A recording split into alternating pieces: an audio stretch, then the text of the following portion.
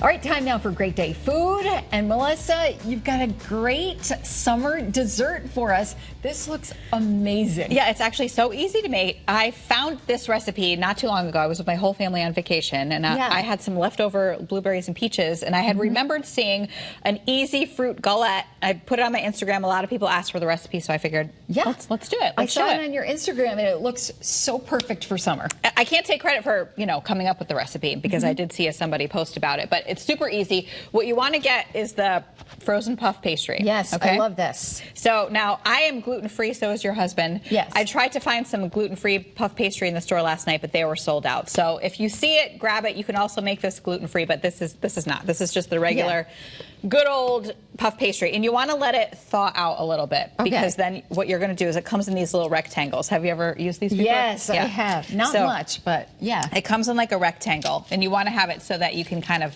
move it around a little bit and shape it the way that you want. Okay. But we're actually not going to do a whole lot to it. We're just going to kind of spread it. Spread it out a little bit. Because you don't want it to break either. No, you don't want it to break. Yeah. And you're really just kind of, you want it to have more of like a rectangle than a square, so that when you make the shape, you'll see how it all comes together.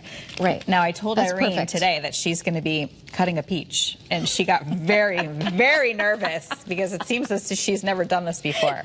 So we will see how this goes. See, people think I'm joking when I say I'm terrible in the kitchen. I don't know what I'm doing, but I'm really not. I'm terrible in the kitchen. I didn't realize that about you, Irene. We've been friends for a long time. We have. All right, so it's on. I have it on parchment paper because this is going to be what you're going to bake it on. Okay. And I've stretched the dough out a little bit. Okay. All right. So that's probably the hardest part, other than for you cutting the peach. Other than cutting the peach, which I don't know how to do. I think you could use lots of different fruits for this, but we're using blueberries and peaches because especially a lot of them are in season right now. Like if you go to the pick your own places, you can pick peaches, you can pick blueberries.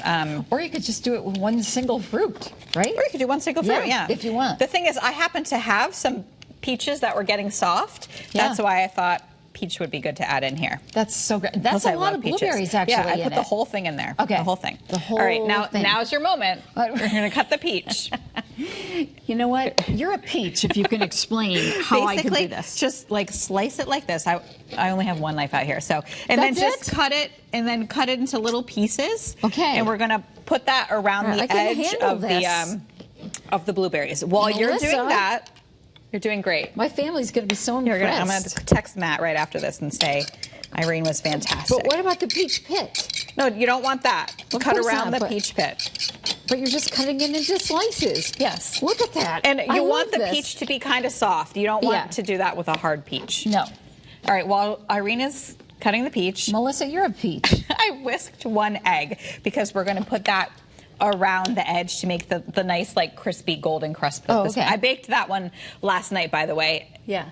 So we have one to show you. How did I do? You did a fantastic job. Do I need to cut them again? Nope. This is perfect. Okay, perfect. And there's no method to this. There's no, rhyme or reason. You just kind of put them around. See, I get nervous when the pit is inside. I'm like, I don't know what to do with that. Okay, the pit is just the pit. It's just the pit. It's just the pit. Right. It's the pits. Okay. Now the next thing you're going to do once you have all your fruit is you're going to roll. You're going to roll it into the galette shape. All right. So you just take the dough. Okay. And you're rolling it to make a little, almost like an oval. Is it a galette, a French pastry? I think it's a French pastry. I think it is French galette. It makes it sound so fancy. I mean, it does. You could call it a tart, but when you say galette, people are like, "Wow!" But I feel like a tart. The crust is the pastry is. Yeah, maybe that's like more for like a pie crust. Yeah. Okay, so see how I just kind of like braided the edge a little bit. Mm-hmm. And now the next thing you're going to do is take some egg wash. Okay. And go around with a little pastry brush. Oh yeah. You can, if you don't have a pastry brush, you can just use your fingers and go around with it. It's no big deal. And we only have a minute. Okay, we're running out of time. So let me do this quickly. It is so pretty. And then what you're going to do after you've got the egg wash all over is take a little granulated sugar and just give it a little sprinkle, get some around the edges, get it around the berries, just a little bit. And then pop it on the cookie sheet. All right. And bake it in the oven at 400 degrees for anywhere between 35 and 45 minutes. That is perfect. That's it. You don't have to do anything else. I mean, honestly, didn't that take like no time at all? No time. And this is what it comes out looking like. That's like minutes, and it's a perfect dessert. I know, so I'm going to cut you a little slice. Seasonal, yes, because you're gluten-free. Yeah, I can't eat this one. I'm not, but this, you know, but like I said, if I did see the dough in the store, I would have bought it and made a gluten-free one too. So here's a beautiful piece. And they do make it. That is beautiful. Here's a fork. Oh, thank you so much. And I'm going to put a little, can I have, oh, you know what? I forgot this part. This is how you could even elevate it a little bit more. Oh, wait, I can't have mine without powdered sugar. Right. Take a little powdered sugar and just do like a little dusting. Oh, and then your guests will really be like, you made that? You made be that? Like, I did. Yes. You'll be such a crowd pleaser. If you imagine you cut a peach today and I cut a peach and I learned how to make tonight. this. And hold on. My cooking skills are elevated. Okay, take a bite. Do you want a little ice cream? Oh my goodness.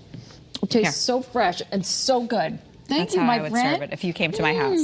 That is so beautiful. And you're right. The confectioner sugar really elevates it. It does.